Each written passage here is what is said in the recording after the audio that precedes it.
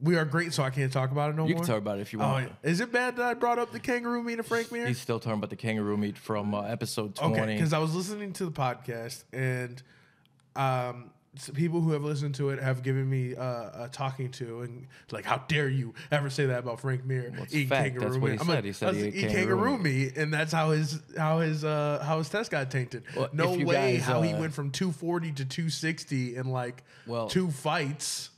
Well, I can touch on that, but hold on. If you guys don't know, we are the guys from the Did You See That Shit Mixed Martial Arts Podcast. The fastest growing podcast out there. You better recognize. I am Mike Straus, a.k.a. Straus21, and this is Taje Mahal. The self-proclaimed underground comic.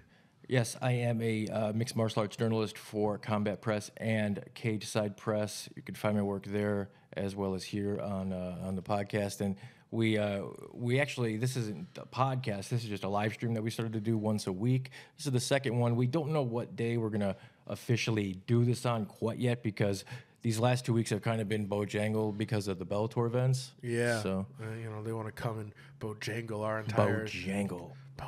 But we'll eventually decide on a day. If you're just tuning in, thank you. This is basically we go on for about 30 minutes or so, give or take. We just kind of touch on the week's happenings in mixed martial arts. These are my notes because I am slow. No, because you're efficient and you're a journalist because you're a part not of a. What are you a part of? What are you a part of, you journalist superstar? The Mixed Martial Arts Journalist Association, I think you're referring to. So that's the type of heat we got behind us. Let's get to it because Bellator, as I said, is right around the corner. Tomorrow, all the crazy media starts here, so it's going to be busy. Bellator 198, the news, I guess, coming out of this is John Salter. Don't bring it up. I'm mad. I found out today coming in here looking at your notes. So I guess yesterday, Rafael Lovato Jr., John Salter's opponent in Bellator 198, I was looking forward to that fight so much. But I guess Salter had an eye injury. The Illinois Commission or Department of something wouldn't let him go. So Lovato, being the champion that he is, his words were he didn't want to basically waste this camp. He still wants to show his hard work. And to be able to find a guy on 4 days' notice. Ugh, man, this is UFC. Unbelievable. Brooklyn type life. But not just, he didn't. Okay. The guy that they got to replace John Salter on 4 days' notice is Gerald Harris. He is a UFC veteran. He is a World Series of Fighting veteran. Thank you so much, Gerald Harris. Super tough dude, man. And to get this, and he's been retired for 3 years. So I don't know how they did it. And it's actually, I should probably note that it's no longer a 185-pound weight. It's no longer middleweight. It's going to be 188-pound catch weight. I can live with that. I'm cool with that. You know what? Thank you, Gerald Harris. You're a great fighter. It's amazing. This is actually a very tough fight. A fighter of that caliber, man. Yeah. And you know what? If Lovato wins this fight, I can't make a case of him not being one of those top guys, man. Well, yeah, and Scott Coker had already said the Salter fight with Lovato was a #1 contender. I can't see any reason why this still wouldn't be for Lovato. I think it will. And you know what? If Gerald Harris wins this fight, it does kind of catapult him into a conversation. It gets interesting because he came out of retirement once before and then I think went right back to retirement. So what would he do? I don't know. But also on that Bellator 198 card, a guy that I'm friends with, he's been on the show many times. He's a guy that I feel is right on the cusp. He beat Daniel Straus. He's got a lot of big wins now, and he's gonna have his hands full Saturday night against Sam Silica, Emmanuel Sanchez. I'm talking about. Yeah. I'm a big fan of this kid, man, and I think it's his time. I think he's. You don't think so? I think he's going to beat Silica. I don't. I could see a submission, maybe even outworking him for a decision. But I think he can catch him in a sub. You know what? If he does, I'm happy for him because he definitely has been putting in the work to get to this point. He's up there at Rufus Sport with all those dudes. Yeah, I just think Silica right now is just he's too much to handle. Yeah. Also at Rufus Sport, something of note, a gentleman that's been on the show, Jared Gordon. What he was doing, if you're not familiar, was he was fighting at lightweight the last couple fights because he had a weight issue. He had a mishap trying to make featherweight, and it was never a problem with him. But he had a mishap for whatever reason. So the UFC, as they do sometimes, say no, just go up. So he went up. He fought there a few times, and he's done well there. But he did this mock weight cut to prove to Sean Shelby, Mick Maynard, Dana White that he could do it. And this morning was the date that he was supposed to make his weight, and he did it. He did it. He did it. Yeah, he did it. So now Jarrett Gordon is going back down to 145, possibly. Holy Possibly. moly. We're going to wait to see. We're going to wait to see what they say. But I think that they should give him another opportunity. He did a 6-week mock thing to prove that he could do it. He did it, and he was what I think it was. He didn't make championship weight, but he was under that 1 pound limit. You know, he was at 145.7. He could get to 145. He could lose 0.7, no doubt, if he had to. That's not an issue. If he does it really smart, honestly, I think he has the tools to really make the 145-pound division very interesting. Yeah, and that's one of the best divisions. I mean, it's just, man, those are the money divisions. You know, those are just 35, 45, 55. That's just money. Oh my God! And man, if he can get down to 145 and he stays there, he's gonna really he could be a title contender down the road soon. Possibly, yeah. There's a lot of guys there. What else, man? Kevin Lee was on the Rogan podcast. I know you wanted to talk a little bit about that. Yeah, man. I want to give a huge shout out to Kevin Lee. When I first the Motown Grip Walk. Yeah, Motown Grip Walk, man. The Motown Phenom. I'm just messing with him. I was a fan of him at first because he's from Detroit. My whole family, a lot of my family's from Detroit. I've visited Detroit quite a bit. Yeah. I love Detroit, and I love when a guy is actually representing. But then the Michael Chiesa fight happened, and I felt like he started doing this trash talk, this cocky thing. He had it before the Chiesa fight, but not as bad. No, remember that's how Chiesa punched him. No. I'm just saying that press conference. Oh yeah, okay. Turned me off to him for a while. Okay. And up until after the Tony fight, but then he did the interview, and as a black man in America, we don't have a lot of good representation, and I feel like he's a great representation. You don't think in the so? sport. I think we have a lot more, but I'm always for having that representation. Sure. Like for a while, I thought it was John Jones until he started doing what he did. I'm always for anybody, taking color out of it. Yeah, but I see what you're saying. But for kids, absolutely do. It's something nice about seeing something that looks like you. For sure. And for him, also, he did something. He when they weren't just talking about MMA, he was talking about something very interesting about inclusion and about how he didn't understand white people. He felt that they were better than him until he was around them. And I just think it was a really interesting thing to hear someone talk about, because I had that issue for a long time until I moved to Lake Zurich. So I really identified with this interview. I really identified with you guys Kevin like Lee. the same shade too. Yeah, we are. But honestly, everybody, man, go check It's that. Motown. Yeah, It's the color. Yeah, Motown Phenom. Go check that interview out. If you weren't a fan of him, you will become a fan of him. And I think, honestly, I'm going to play a little matchmaker here, because I've been thinking about what the hell can we do with the lightweight division. I'd say you have to get the Conor McGregor fight out the way. It just needs to be done with. I don't care that what he did. We need to get his name. He's probably only coming back for Khabib or Diaz, right? Yes, but we just need to get his name out the way. So this is the best scenario for the UFC. Conor comes back, he loses. You have Dustin Poirier versus Kevin Lee. In the meantime, you have Eddie Alvarez versus Tony Ferguson. Okay. I think that would be a great matchup.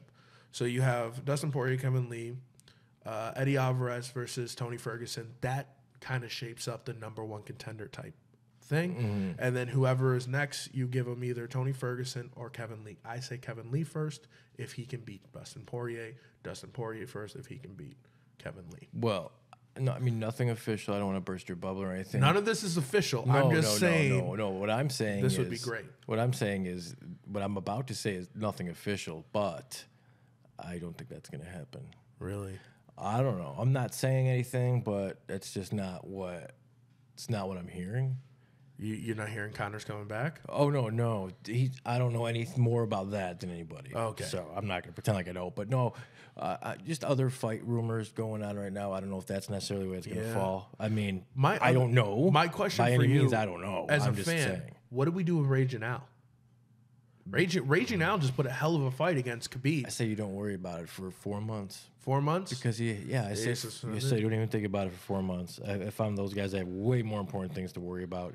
I just think that Raging Al is a serious person you can have a conversation with in the lightweight division right now. Oh, for sure. Especially after that fight.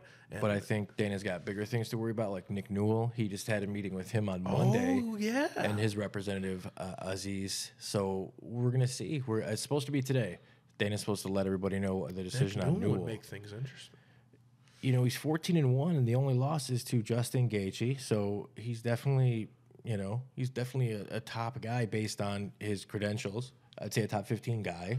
That's and the unique thing, if you don't know Nick Newell, the unique thing about Nick is he has a congenital abnormality where he was born with no lower half of his left arm. Yeah, and so he's still a beast. And he's 14-1. Dude, he's a beast. As I said, he's fought Justin Gaethje. Nick he was Newell. a longtime champion in World Series of Fighting until Justin came along and beat him. Yeah. Could you see a Nick Newell versus, I would say, like a Justin Gaethje rematch? Maybe later on down the line, but I wouldn't. You don't throw. Yeah, you can't throw. There's so many reasons why you don't give Gaethje a guy like that right away. And I'm not saying that he can't hang with him because I think he can, but there's people out there that look to vilify the sport. And you think that wouldn't... he would need to establish himself more. I just think... Before you give him that type of fight. I think if you're the UFC, if you're going to bring Nick Newell in, you want to go extra hard to just dot your I's and cross your T's. So basically build him up as a household name, get a bunch of wins. Not necessarily a household name, just give him a fight or two and see how he does, against some favorable matchups. Not even favorable, but just not those killers. Kind of like what they did with Conor McGregor when he first came in. Yeah, like the Marcus Brimmages of the world, and see how he does. And because here's the thing: if you don't, let's say you go the other way and you're the UFC, let's say you bring him in right away. Let's say you feed him Gaethje. Let's say you do that, right? Let's say, and I'm not saying this would happen, but let's say Gaethje murders him. Figuratively. Let's say Gaethje knocks his block off. Okay. And he KOs him, and let's say it's a pretty bad KO because Gaethje's known for pretty violent wars. Yeah. Then the people out there that are looking to vilify the sport, what are they going to say? Not only did the UFC let this man fight with one arm in a fist fight, but they put him against this killer. This kill. Look what he did. But now play this out. Let's say that same fight happens. Let's say Gaethje and Newell happens. But let's say Newell has 2 fights in the UFC before that against guys that give him good fights, but Newell ends up beating. Okay? Then you give him Gaethje. Now what can those guys say? There's 2 ways of thoughts to that. But those guys can't say shit because if you're the UFC, you're going to come back and say, listen, we gave this kid an opportunity. We signed him at 14-1. We gave him 2 UFC level fighters. He beat those guys. We gave him this guy. No one in the right mind is going to vilify or if you tried, no one's going to get. You're not going to get any traction. There's just another that's the way to do it. But there's also another way. They're smarter than me. I think they would do it that way to cross that. But then there's honestly that other way of thinking, and that's probably Nick Newell's way of thinking of, I am a fighter. I have a 14-1 record. I deserve to face the best of the best. I deserve to come in and face a top 10 guy. Mm-hmm. Give me a top 10. That's in his mindset. And so if that's his mindset going in, I don't know why, as someone who is watching the sport, or even someone who wants to vilify, if the fighter's saying, this is what I want to do, then do it. Because people are shitty.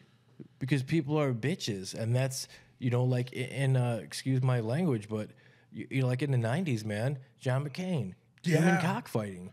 The sport. Dude, New York a few years ago just lifted the ban. Well, that was a lot of corruption into that. But it's just true, but MMA is still legal in France. Well, think about this. Do you understand that? Yeah, that's messed up. But also think about what MMA was back in the 90s. It's evolved a lot more. It is a different sport. Back in the 90s, it was intentionally like no holds bar fighting. That's how they were promoting it. That is how they were promoting it. That was the problem. Now, if they promoted it more like how they promote it now, the same way back then, then we wouldn't have this conversation. It'd be an actual sport like kickboxing. Right. Well, what if? I agree. I think the UFC put that on themselves by how they promoted it. If they never would have promoted it that way. They had to do that, though. I mean, it was a catch-22, man. It's a catch-22. I don't know. It's either promote it and get promote it right and get no viewers, or promote it wrong, get viewers but get banned. You know what's crazy, man? What? So, MMA Junkie is reporting that Michael Chandler would not leave Bellator for the PFL $1 million tournament thing, but he might for Risen. That caught me off guard. He would leave for Pride He would consider 2.0? Right. He would possibly consider it if things were right. I guess that's, you know, If I'm not reporting it. That's what MMA Junkie If was. Risen does crazy things like how Pride did, let's get you know, what's that giant female in this name? Who Gabby Garcia. Gabby Garcia versus Michael Chandler. Yo, let's just start having fun. I'm honest. Like Risen to me is Pride 2.0 but goofier. Yeah, definitely goofier. I could see if they did some kind of co-promotion. Yeah. You know, like how what's his name? Crow Cop is kind of fighting and then going back, and I could see something like that possibly. How Fedor used to sign one-fight deals. Yeah. You know, But, you know, I don't know. I don't know if I could really see. Why would anybody want to go to Risen? Like, that is not the organization I'd want to go to right now. I don't know. Michael Chandler has said many times he wants to fight the best guys in the world. They're not in Risen. Yeah, so I have a hard time not seeing Chandler in Bellator or the UFC. We'll see. I don't ever see him in the UFC. I just don't ever see him in. I don't know why he'd be in Risen. Another Bellator guy, Brandon Girtz. I just wanted to give an update on his shoulder injury. I spoke with him earlier today via text, just kind of wondering how his shoulder was, and he's actually going in today for some stem cell treatment, and he's hoping that that's going to help it out a little bit. But he is feeling better. So just a little update on Brandon Girtz. Positive vibes. I'm happy. Fucking super cool, dude. Dude, he's awesome. And he's a freaking phenomenal fighter. Mm-hmm. And also another friend of the show, Ricky Simone, and had that crazy fight with Merab Davishvili, that finish, the guillotine choke. Oh, my God, yeah. Actually, I'm sorry, it was a neck crank to be literal, to be specific. It was a Papa Cherry freaking thing, man. It was insane. You know, have you heard Big John McCarthy explain this? He explained it in great detail, and so has Mark Goddard. And it's pretty interesting because they stand by, they agree with the decision. Really?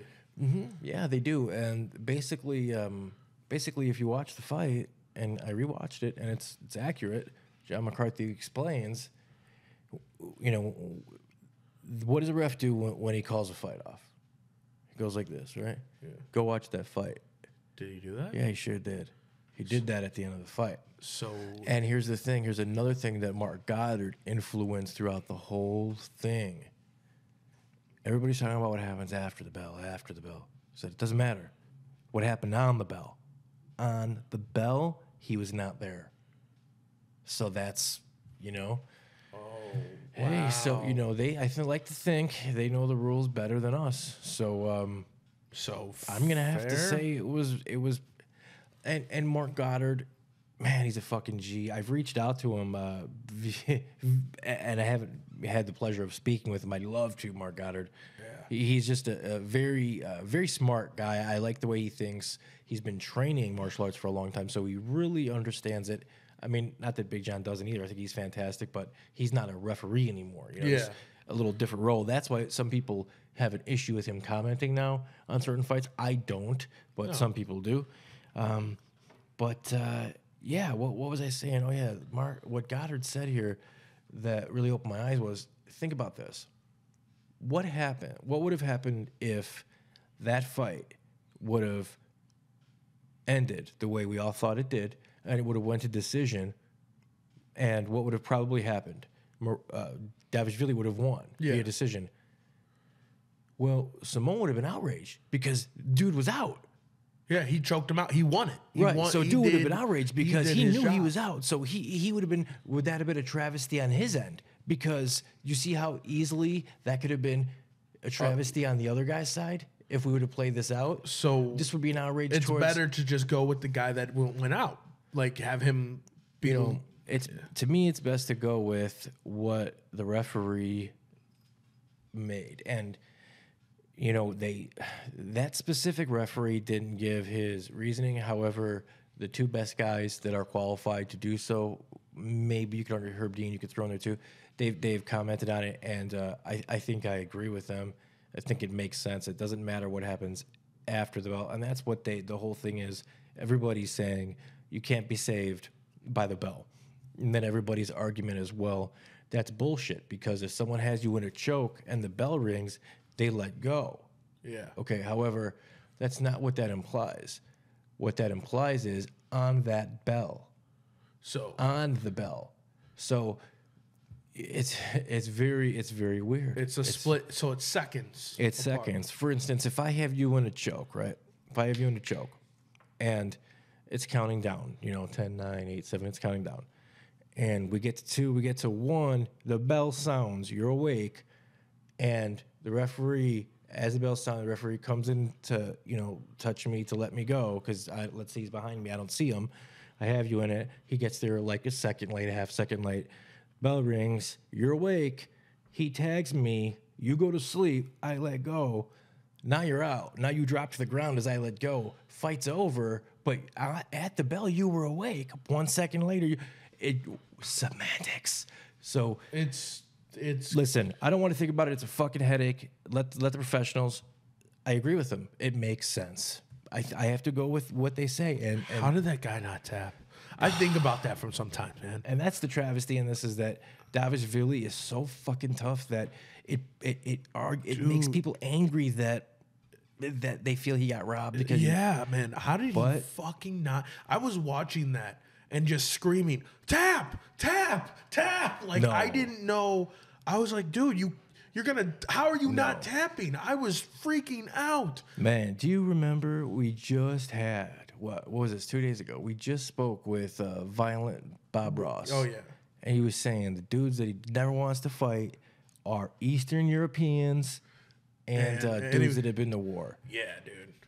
Well, he's a lightweight, and I think that honestly he got the makings of a champion. He might have to fight some Eastern Europeans. Yeah. I'm just saying, this dude Davishvili is an Eastern European, so these dudes are tough as hell. Yeah. What else? Zach, this is something Zach Otto, man.